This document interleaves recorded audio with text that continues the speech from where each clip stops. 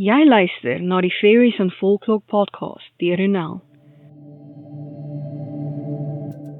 Ek is donker fantasieskrywer Ronel Janse van Vieren, met meer as 'n dekade van rondsniffel in stowwerige volkskindeboeke, om wesens van verbeelding wat my nuuskierigheid aangewakker het na te vors, is ek hier om die volkskunde in 'n neutedop te deel en hoe ek dit herverbeel het vir my skryfwerk in 'n oorsprong van die vee. Hierdie is die Fairies and Folklore podcast. Hi, ek is jou gasvrou Ronel Janse van Vieren. Noem my sommer net Ronel. In vandag se episode gaan ons voort met ons verkenning van die veeryk. Hierdie episode is geborg deur my boek Eens, Verhale, Mythes en Legendes van Fairy, beskikbaar in meeste formate. Leer meer oor hoe Fairy se geheime onthul word deur te gaan na ronelthemythmaker.com/my-books. Jy kan aan my tyd om die podcast te maak, navorsing, skryf, opnames en so meer, borg deur vir my 'n koppie koffie te koop. Dit kan 'n eenkeer ding wees, of jy kan dit weer in die toekoms doen. Ga na buymeacoffee.com/Ronel om my te ondersteun.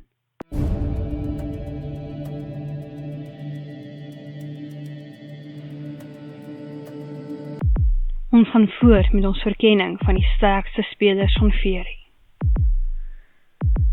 Vandag se vee, bewaarder van die sluier, volkskunde in 'n neutedop deur Ronel.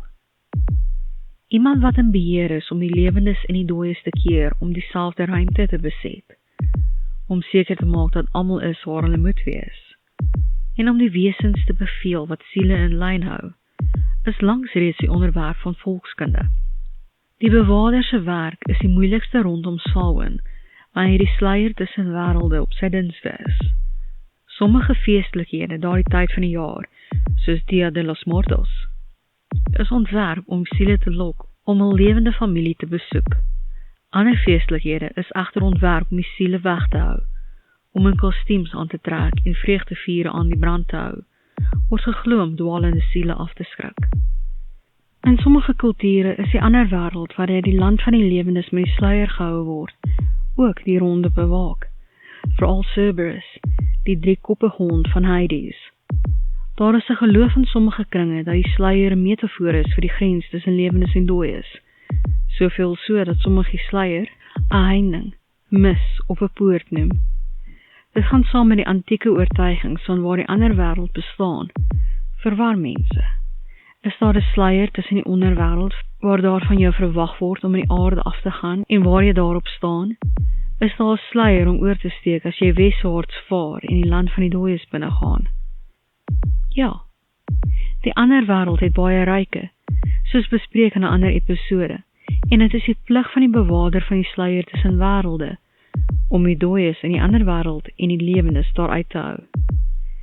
In die Griekse mitologie is Charon die veerbootman, wat die dooies oor die river Styx neem, maar hy het ook 'n paar mense daarteen 'n vergoeding geneem, Hercules, Odysseus en Theseus, om 'n paar te noem, en hulle het almal lewendig teruggekeer van hul avontuur in die onderwêreld.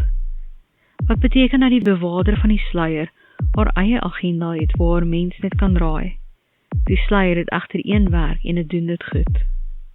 En nou, vir my interpretasie van die vee, in 'n oorsprong van die vee, bewaarder van die sluier. Meesteres van die sluier, die poortwagter, die veerman, die beskermer van die sluier. Sy is bekend onder baie name in baie kulture. Haar taak is om die sluier tussen die lewendes en die dooies ongeskonde te hou, ongeag hul spesie. Sy is nie mal oor nekromante nie, omdat hulle altyd aan haar sluier wegkap, wat dit makliker maak vir diegene wat nie moet deurgaan nie. Grimms werk vir haar en tree op as haar beskermers en metgeselle.